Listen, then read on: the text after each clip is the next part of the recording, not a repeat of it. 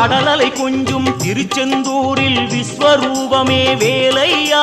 பழமுதி சோலை அறுபடை வீடும் புண்ணிய தரிசனம் முருகையா